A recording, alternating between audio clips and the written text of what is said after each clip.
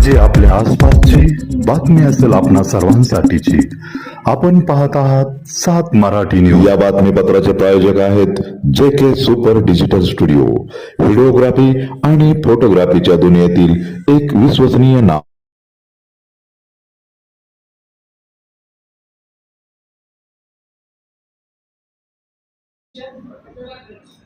Zoo म्हटल्याबरोबर चित्र विचित्र आवाज काढून भुंकणाऱ्या लोकांच्यासाठी नाही. ही पत्रकार परिषद ही राज्याच्या मुख्यमंत्र्यांनी काल जी पत्रकार परिषद घेतली होती आणि काल ज्या गोष्टी त्यांनी नमूद केल्या त्याला उत्तर देण्यासाठीची आहे. त्यामुळे या पत्रकार परिषदेच्या निमित्ताने काही भूमिका आम्ही मांडू इच्छितो.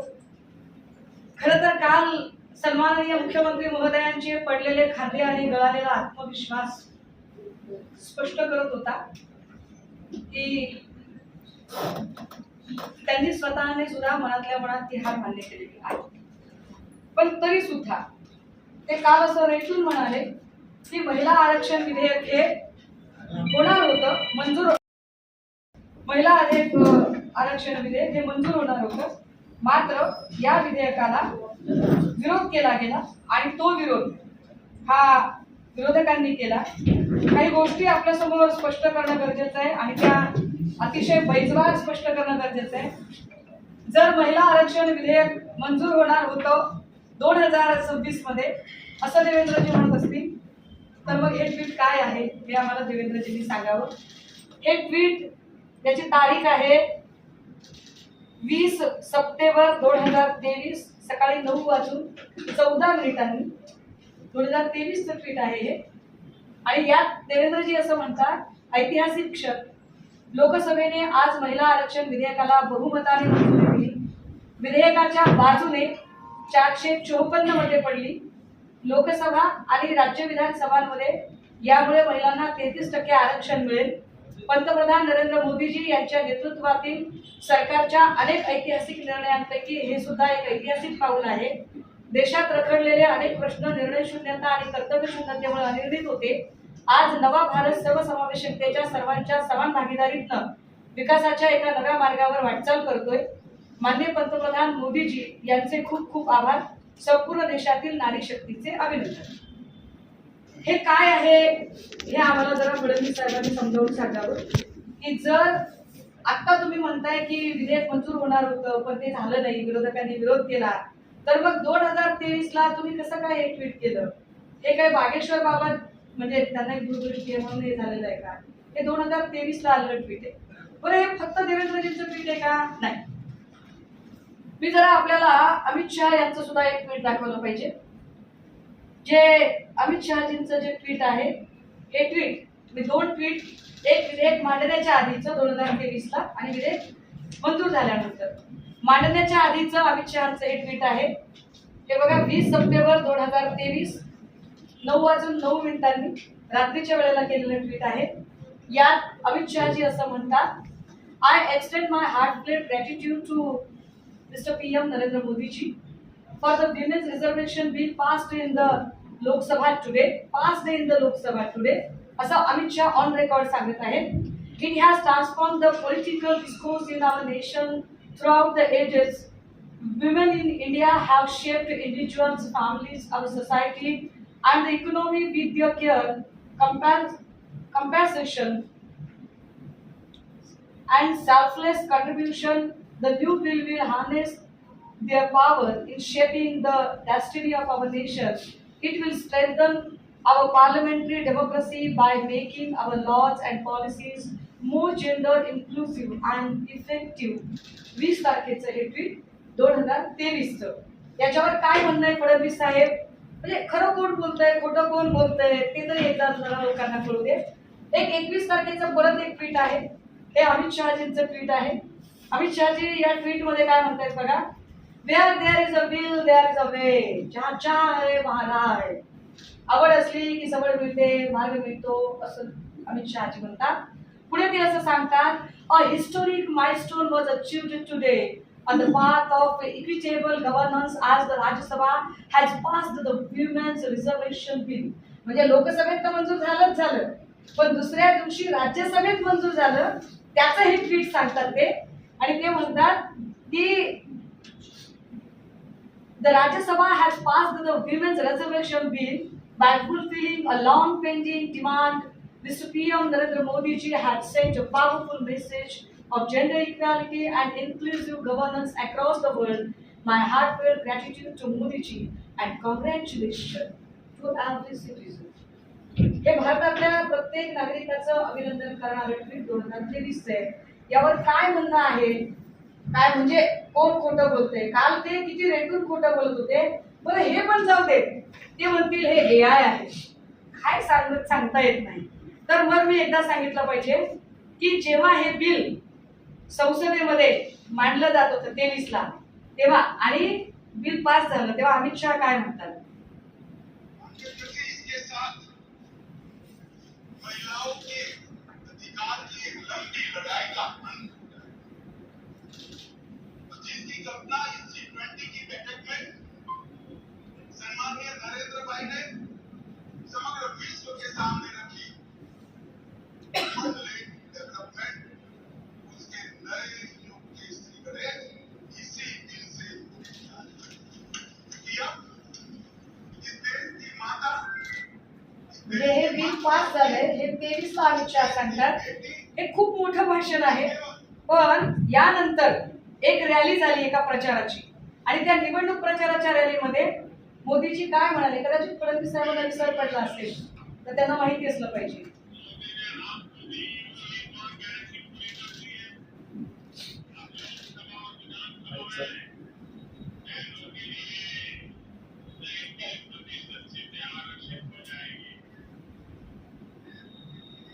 याच्यात मोदीजी स्पष्टपणे सांगतायत की 33% आता सीट आमच्या आरक्षित होणार आहेत. आता एवढं सगळं असतानाही ते असं म्हणाले का की हत्या झाली, विधेयकाची भ्रूण हत्या झाली. फार मोठा शब्द वापरलाय.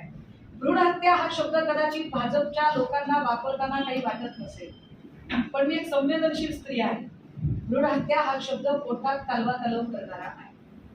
भ्रूण हत्या या शब्दाचं गांभीर्य त्यांना कळेल ज्यांना गोध्रा दंगलीच्या वेळेला एखादं बाळ खडकावर आपटून मारलं जात असताना ज्यांनी त्याचं रिपोर्टिंग केलं ते बघणारे आहेत, ते रिपोर्टिंग वाचणारे, त्यांना त्या गोष्टीचं गांभीर्य कळेल. भ्रूण हत्या शब्द काय असतो. पण जर महिलांच्या हक्काच्या विधेयकाची भ्रूण हत्या केली असं त्यांचं म्हणणं असेल तर एक पुन्हा अजून एक कागद दाखवला पाहिजे की महिलांच्या हक्काच्या विधेयकाची भ्रूण हत्या जर कोणी केली असेल तर ती सगळ्यात आधी 1951 साली केली गेली. 1951ला जी भ्रूण हत्या केली ती कुणी केली आणि कधी केली? जेव्हा या देशाच्या पार्लमेंटमध्ये पहिल्यांदा हिंदू कोड बिल मांडलेलं होतं, महिलांच्या अधिकारासाठी मांडलेलं होतं, महिलांना मूल दत्तक घेता यावं, त्यांच्या विवाहाच्या संबंधाने, त्यांच्या मुलगीच्या संबंधाने, त्यांच्या संपत्तीच्या वारसा हक्काच्या संबंधाने हे बिल होतं. आणि या विधेयकाला विरोध कोण करत होतं? फडणवीस साहेब हे आपल्याला माहिती असलं पाहिजे बरं का, की भ्रूण हत्या कुणी केली. तर ही भ्रूण हत्या केली होती ती सगळ्यात आधी राष्ट्रीय स्वयंसेवक संघाचे सहानुभूतीधारक असणाऱ्या डॉक्टर श्यामाप्रसाद मुखर्जी आणि मदन मोहन मालवीय. मी अत्यंत जबाबदारीने बोलते आणि doctor Babasaheb Ambedkar writing and speeches जरी वाचले तरी हे संदर्भ सगळे मिळतील. आणि त्याचा हा उतारा मी जाणीवपूर्वक हा प्रिंट करून आणलाय की ज्याच्यामध्ये जेव्हा बाबासाहेब बिल मांडत होते तेव्हा या बिलाला कडाडून विरोध करणारे कोण होते? तर RSSचे डॉक्टर श्यामाप्रसाद मुखर्जी आणि मदन मोहन मालवीय होते. संकेश्वर पीठाचे जेरे शास्त्री हे ठाण मांडून दिल्लीच्या बाहेर बसले होते आणि बाबासाहेबांच्या विरोधात शंख करत होते, आंदोलन करत होते. हे बिल होऊच नये म्हणून शेवटी वैतागलेल्या बाबासाहेबांनी जर मी या खुर्चीवरून महिलांना न्याय देऊ शकत नसेल तर मला पदावर राहण्याचा अधिकार नाही असं म्हणत बाबासाहेबांनी राजीनामा दिला. ते खरे महिलांचे कैवारी होते. फडणवीस साहेब, आपण जर खरंच महिलांचे कैवारी असाल आणि आपल्याला जर एवढं वाटत असेल तर हे सगळं 1 कोटी सह्या बियाची काही गरज नाही. काय तुमची तयारी आहे का? काय तुमची तयारी आहे का तुमच्या मुख्यमंत्री पदाचा राजीनामा द्यायची? कारण महिलांच्या अधिकारासाठी आपल्या केंद्रीय कायदेमंत्री पदाचा राजीनामा देणारी पहिली व्यक्ती या देशात झाली, शेवटची व्यक्ती या देशात झाली, ते डॉक्टर बाबासाहेब आंबेडकर होते.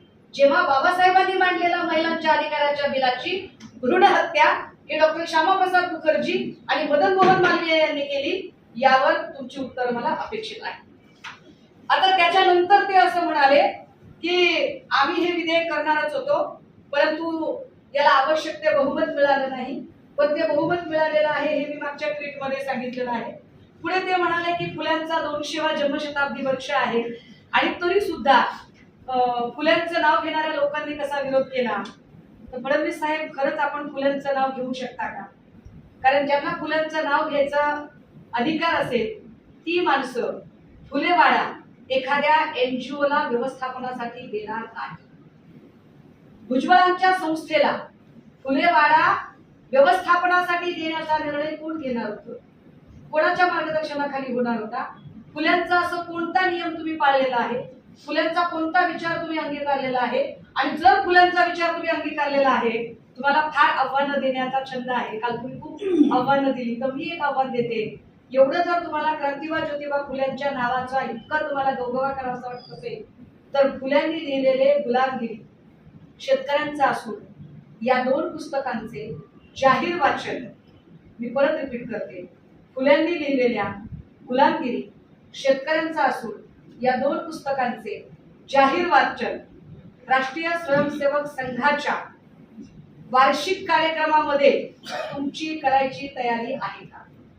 किंबहुना या पुस्तकांवर मोहन भागवतजी यांची मतं काय आहेत हे एकदा त्यांना विचारून घ्या आणि मग फुल्यांचं नाव घ्या. बाकी त्याच्यावरती बोलायला माझी कधीही तयारी आहे. काल ते असं म्हणाले की 134वा संशोधन दुरुस्ती विधेयक परिसीमन विधेयक, अगदी बरोबर, ते परिसीमन विधेयक होतं. मग तुम्ही त्याला महिला विधेयक का म्हणालात? महिला विधेयक 23 ला पारित झालं, तुम्ही आणलं होतं ते परिसीमन विधेयक. परिसीमन विधेयक म्हणजे काय? परिसीमनला डिलिमिटेशन म्हटलं जाते. याचा सरळ साधा मराठीतला अर्थ की मतदारसंघांची रचना बदलणे. आता हे करताना 1971च्या जनगणनेनुसार 2000 पर्यंत, काल फडणवीस साहेब आपण 2 वेळा 71च्या ऐवजी 76 असा उल्लेख केला. आपण 1976 असा उल्लेख केला. 1971 ची जनगणना आहे, हे कृपया समजून घ्या. 1971च्या जनगणनेनुसार 2001 पर्यंतचे मतदारसंघ ठेवले होते. 2002 ला अटल बिहारी वाजपेयी यांनी उच्च न्यायालयाचे न्यायाधीश श्रीयुत कुलदीप सिंह यांच्या अध्यक्षतेखाली अर्धन्यायिक आयोग नेमला होता. अर्धन्यायिक म्हणजे ज्याला चॅलेंज करता येत नाही. हा जो सेमी ज्युडिशियल जो बनवलेला होता कमिशन, ज्याने 2007-8 ला आपल्या शिफारशी लागू करण्यासाठी पाठवल्या होत्या आणि त्यात स्पष्ट केलेलं होतं की आपल्याला डिलिमिटेशन करायचं आहे. पण हे डिलिमिटेशन करताना तुम्ही काल असंही म्हणालात की 2023 साली संविधान संशोधन झालं, त्या डिलिमिटेशन आणि सेन्ससचं बिल काय होईल? 27 पर्यंत सेन्सस शक्य नव्हता, म्हणून 11च्या सेन्सस नुसार आरक्षण करावे असे ठरले. 11चा आकडा कुठून काढला तुम्ही? 11चा आकडा कुठून काढला? जर 2002 ला नेमलेल्या आयोगाने 2007-8 ला शिफारशी दिलेल्या आहेत आणि 11ला काही झालेलंच नाहीये, तर तुम्ही आकडा कुठून काढता? तो महत्वाचं, साऊथवर अन्याय होऊ नये हा सगळ्यात पहिला मुद्दा. काल ते म्हणाले की एक भ्रम पसरवला जातोय विरोधकांकडून की साऊथवर अन्याय होईल, साऊथवर अन्याय होईल. ते सांगताना त्यांनी असंही सांगितलं की 1971च्या जनगणनेनुसार 45 कोटीची एकूण लोकसंख्या होती, ज्याच्यानुसार खासदारांची संख्या 542 अधिक 1 होती. विशेषतः साऊथ मधून आलेले जे खासदार होते, ते जे खासदार आहेत ते 23.76. आता जर संख्या वाढली तर 23.27. माझा या पत्रकार परिषदेतनं पुन्हा एकदा प्रश्न आहे फडणवीस साहेब, आपण असं म्हणालात की साऊथची सुद्धा संख्या वाढेल आणि ती 50% वाढेल. जर 50% संख्या वाढेल असं आपलं म्हणणं असेल आणि आता जर 23.76 आहे, तर 23.76चं 50% हे 47% व्हायला पाहिजे. ते 23.87 असा आकडा तुम्ही कुठून काढला? एक. दुसरं असं, हा माझ्याकडे ग्राफ आहे. या ग्राफ मध्ये कृपया हे आपण समजून घ्या की निळ्या अक्षरातली जी लोकसंख्या आहे ही जी आहे ही 71 सालची आहे आणि 21 जे आहे ही पिवळ्या अक्षरामध्ये आहे. विशेषतः की वेगवेगळी वर्ष आहेत आणि यांच्या लोकसंख्या बघा कशा आहेत त्या. बिहारची जर लोकसंख्या बघितली तर ती कितीने वाढते, तर त्याच्यातला एक एक वर्षाचं जेव्हा पॉप्युलेशन सांगितलं जाते तर त्यावेळेला ते इकडे 4 करोड दिसतं, राजस्थान अजून कमी दिसतं, पण उत्तर प्रदेश एकदम सगळ्यात हायेस्ट दिसतं. हा ग्राफ माझा नाहीये, हा कॅस्टचा ग्राफ आहे, हा जिओग्राफिक पॉलिटिकल मॅप आहे, ज्याला राजकीय भूगोलाचा नकाशा म्हणतात.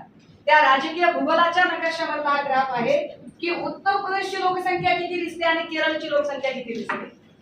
आता जर ते काय म्हणतात, देवेंद्रजी असं म्हणाले, काल ते म्हणाले की आम्ही पीपल्स रिप्रेझेंटेशन ऍक्ट असं त्यांनी शब्द वापरला. पीपल्स रिप्रेझेंटेशन ऍक्ट म्हणजे काय की लोकांच्या एकूण संख्येच्या तुलनेत असणारं प्रतिनिधित्व. ठीक आहे. आता हे जर लोकसंख्येच्या तुलनेत असणारं प्रतिनिधित्व वाढणार असेल, जर केरळची लोकसंख्याच वाढली नाही तर खासदारांचा आकडा वाढेल कसा. केरळची लोकसंख्याच वाढलेली नाही आणि उत्तर प्रदेशची मात्र लोकसंख्या वाढलेली आहे. आता कुणाचे जास्त खासदार जाऊ शकतील बरं. म्हणजे साऊथ विरुद्ध नॉर्थ हा संघर्ष कोण उभा करत आहे, तर हा संघर्ष भाजपा उभा करत आहे. भाजपाला याची काय गरज आहे, जर भाजपाला वाटतंय की महिलांना द्यायचंय तर 543 मधलं द्या, आम्ही तयार आहोत. तरीही काल फडणवीस साहेब असं म्हणाले की विरोधक रंग बदलणाऱ्या सरड्यासारखे आहेत.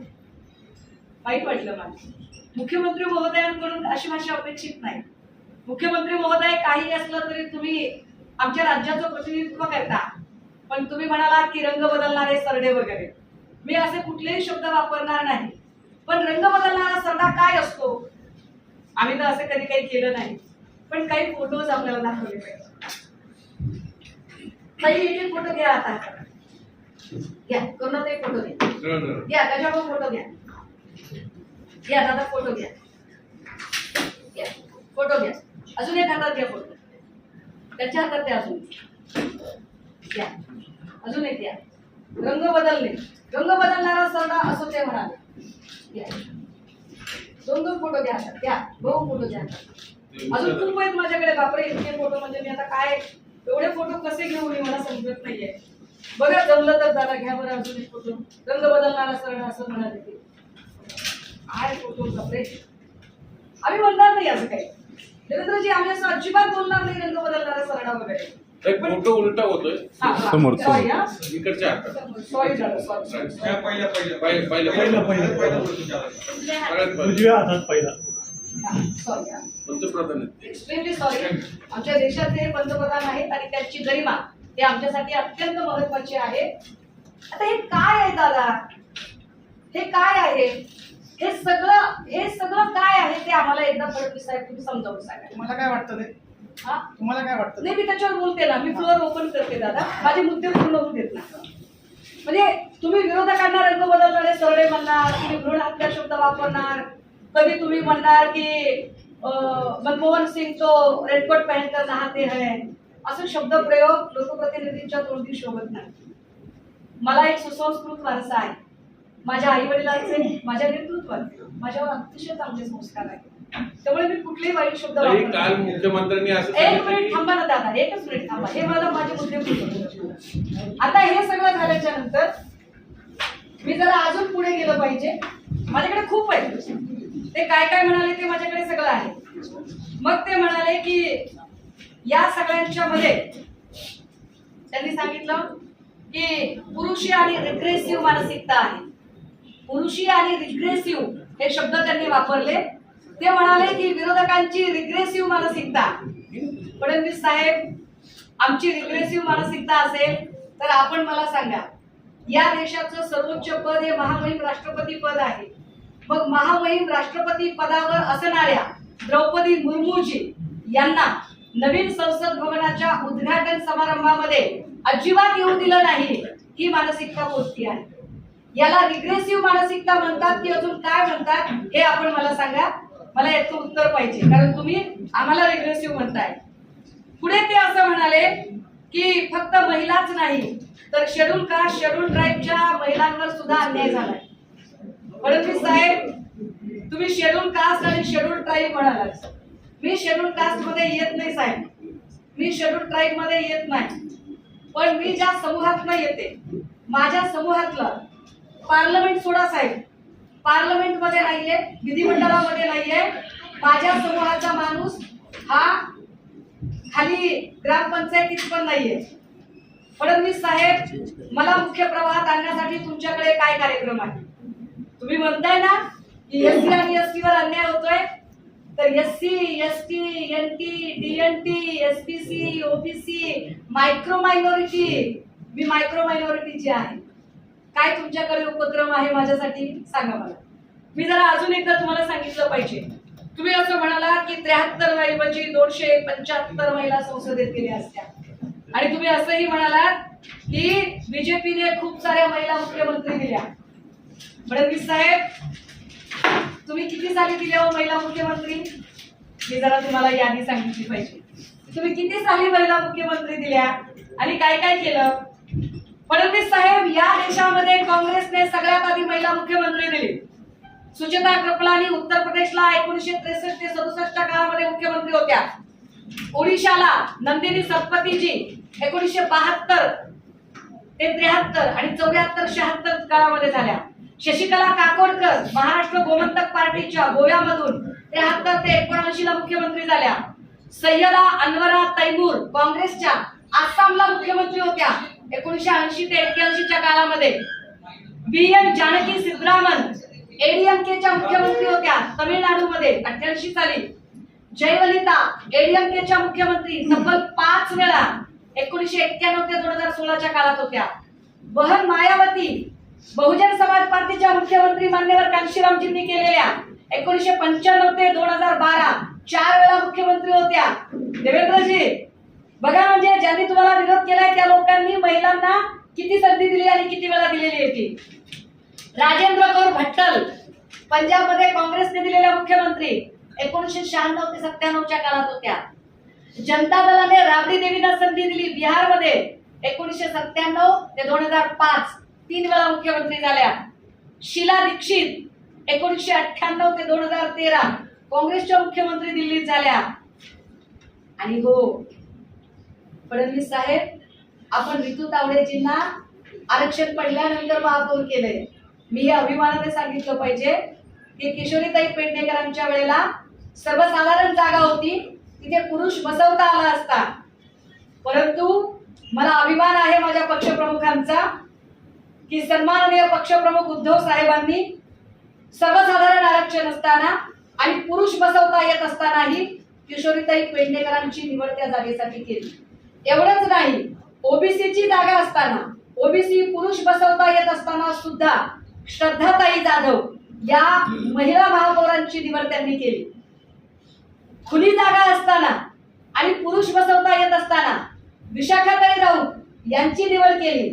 या मुंबईला, जिला देशाची आर्थिक राजधानी म्हटलं जातं, तिथे सर्वाधिक महिला महापौर जर कोणी दिले असतील तर ते आम्ही दिलेले आहेत.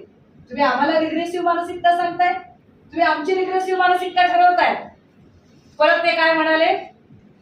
ते असं म्हणाले की मी चॅलेंज देतो माझ्या स्तरावरच्या. फडणवीस साहेब, तुमचा स्तर कोणता सांगा मला एकदा. नामदेव ढसाळांची फार सुंदर कविता होती, तुही यत्ता कंची र, तुही यत्ता कंची. फडणवीस साहेब, तुमचा स्तर कोणता ते सांगा मला. तुम्ही तुमचा स्तर कसा ठरवताय? तुम्ही वर्णव्यवस्थेच्या अनुषंगाने तुम्ही श्रेष्ठ आणि मी कनिष्ठ आहे असं म्हणू इच्छिताय का? जेणेकरून मला बोलायचा अधिकार नाही असं म्हणताय? मी अगदी पत्रकार परिषदेच्या सुरुवातीला म्हटलं, छू म्हटल्याबरोबर चित्रविचित्र आवाज काढून भुंकणाऱ्या लोकांना उत्तर देण्यासाठी पत्रकार परिषद नाही. तुम्ही छू म्हटल्यावर त्यांनी काल सांगितलं की पवार साहेब म्हटले तर नाही असं तुम्ही म्हणताय. याचा अर्थ तुम्ही प्रणिती शिंदे आणि सुप्रिया सुळे या दोघींचा अवमान करताय. कारण हे बिल संसदेतलं बिल, हे बिल महिला प्रतिनिधित्वाचं बिल, हे बिल महिलांच्या अधिकाराचं बिल, दोघीही संसदेत आहेत आणि दोघींनी तुम्हाला सांगितलं, दोघींनी उत्तर दिली आणि दोघींच्या उत्तरांना तुम्ही नाकारता. याचा अर्थ तुम्ही महिलांना कमी लेखता, हा स्पष्ट अर्थ आहे. तुम्ही सुप्रियाताई आणि प्रणितीजी दोघी जणी बोलल्यावर छे छे तुम्ही काय पवार साहेब बोलले पाहिजे. म्हणजे महिलांनी उत्तरं दिल्यावर तुम्ही त्यांना तुच्छ समजताय, तुमचा स्तर तुम्ही श्रेष्ठ दाखवताय. मग तुम्ही म्हणाल की माझ्या स्तरावरच्या लोकांनी, तुमचा स्तर कसा ठरतो? वर्णश्रेष्ठत्वाने ठरतो की पदाने ठरतो की वयाने ठरतो? जर तुम्ही पदाने मुख्यमंत्री आणि मी तर कोणीच नाही बाबा, मी तर आमदार नाही, खासदार नाही, मी तर कोणीच नाहीये. हा, पण हे बिल माझ्यासाठी महत्वाचं आहे कारण मी सुद्धा त्याच्यातनं जाऊ शकते. पण मुख्यमंत्री महोदय, जर तुम्ही स्तराची भाषा करत असाल तर मी तुम्हाला सांगितलं पाहिजे, मी वारकरी संप्रदायातलं लेकरू आहे आणि भंपक वारकऱ्यातली नाही, मी खऱ्या अर्थानं वारकरी संप्रदायातलं लेकरू आहे. ज्या वारकरी संप्रदायामध्ये चांगदेवांना अहंकार झाला आणि ते म्हणाले की मुक्ताईसारख्या छोट्या पोरीशी मी बोलणार नाही. आणि त्यावेळेला मुक्ताईने जे सांगितलं आणि उत्तर जे दिलं, ज्याला चांगदेव 65 ग्रंथ म्हणून पुढे प्रसिद्धी मिळाली, मी लहान आहे, मी मुक्ताईच्या नखाची पण सर करू शकत नाही, पण तुमच्यामध्ये चांगदेवाचा अहंकार भरलाय का ते बघा जरा. तुम्ही कुठल्या पद्धतीने बोलताय ते. आणि होय, तुम्हाला फार महिलांचं वाटतंय ना की आम्ही खूप महिलांना देतो, आम्ही खूप महिलांसाठी करतो, आम्हाला फारच महिलांच्या अधिकारांची कदर आहे, आम्ही किती महिलांना नेतृत्व दिलं ते बघा, आम्ही कसं महिलांच्यासाठी काम करतो ते बघा. तर पुन्हा एकदा तुम्हाला मी शेवटची आकडेवारी अजून एक दिली पाहिजे. ती आकडेवारी अशी आहे साहेब की तुम्ही जे काही एकूण मांडलं त्याच्यामध्ये तुम्ही जे सांगितलं की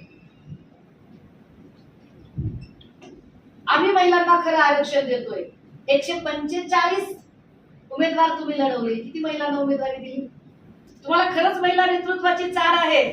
अहो, एका पंकजा मुंडेने बिचारीने म्हटलं की मी लोकांच्या मनातली मुख्यमंत्री आहे. फडणवीस साहेब 12 वर्ष त्या माऊलीला विजनवासात जावं लागलं, हे महाराष्ट्र विसरलेला नाही.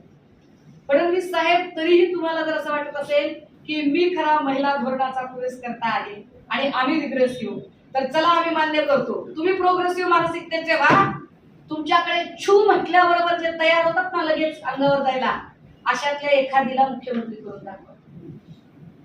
मान्य करतो आम्ही सरेंडर होतो. आम्ही लगेच तुम्ही करायचं कोण त्या तुम्ही कुणालाही मुख्यमंत्री करा, चला त्या 1 कोटी सह्यांच्यासाठी आम्ही पण तुमच्या सोबत येतो. कशाला दाखवताय? का खोटं बोलताय? कुणाची फसवणूक करताय? मी महिला आहे आणि हो, काल तुम्ही जी पत्रकार परिषद घेतली, तुमच्या सोबत एक खासदार, एक मंत्री, एक उपसभापती, एवढ्या बायका असतानाही तुम्ही एकाही बाईच्या हातात माईक दिला नाही. सगळं तुम्हाला बोलायचं होतं. त्या बिचाऱ्या कळसूत्री बाहुल्यांसारख्या रिमोटवर शांत केल्यासारख्या बसलेल्या होत्या. तुम्ही ठरवून प्रत्येकीला 2-2 मुद्दे पण मांडण्याची संधी देऊ शकला असता, तुम्ही ते केलं नाही. मला काहीच बोलायचं नाही, मला एवढंच सांगायचंय की खरंच तुम्ही राष्ट्रीय स्वयंसेवक संघाचे पाईक असाल आणि महिला धोरणाचे पुरस्कर्ते असाल तर आता 3 प्रश्न तुमच्यासाठी. एक, स्त्री भ्रूण हत्या ही डॉक्टर श्यामाप्रसाद स्त्रियांच्या हक्काच्या विधेयकाची पहिली भ्रूण हत्या ही डॉक्टर श्यामाप्रसाद मुखर्जी आणि मदन मोहन मालवीय यांनी का केली होती, कशासाठी केली होती, त्याची उत्तरं तुम्ही द्यायची. 2, तुम्ही क्रांतिबा ज्योतिबा फुल्यांचा नामोल्लेख केला तर फुल्यांचं गुलामगिरी आणि शेतकऱ्यांचा असूड जाहीरपणे RSSच्या स्टेजवरून वाचायची तुमची तयारी आहे का? 3, फडणवीस साहेब, पळ काढायचा. मी खूप लहान आहे, मी म्हटलं ना की तुम्ही चांगदेव, खूप लहान आहे, पण काल तुम्ही चर्चा वगैरे म्हटलात. काल तुम्हाला तसं तो सुप्रिया ताईंनी पण सांगितलंय, काल मीही तुम्हाला सांगितलंय काही चॅनलच्या माध्यमातून. तुम्ही वेळ ठरवा, तुम्ही दिवस ठरवा, तुम्ही काय ठरवायचे ते ठरवा. आणि हो, चौघींना एकत्र बोलवा, चौघींना वेगवेगळं बोलवा किंवा एकटीला बोलवा. हा, पण तुम्ही चर्चाच नाही केली तर मात्र तुम्ही सत्याला सामोरे जायला घाबरताय असा त्याचा अर्थ होईल.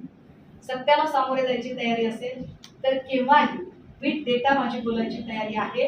पॉप्युलेशन काय असतं, डेमोग्राफिक डिव्हिडंड काय असतो, डिलिमिटेशन बिल काय आहे, 134 अमेंडमेंट काय आहे, कशा पद्धतीने कॉन्स्टिट्युशनल अमेंडमेंट होतात, 2/3 मेजॉरिटीने होणारी अमेंडमेंट काय असते, याच्यामधला महिलांचा विमेन पार्टिसिपेशन किती आहे, शेड्यूल कास्ट शेड्यूल ट्राईबच्या महिलांचं रिप्रेझेंटेशन काय आहे, तुमच्या प्रत्येक प्रश्नांची उत्तरं वैजवार द्यायला तयार आहे.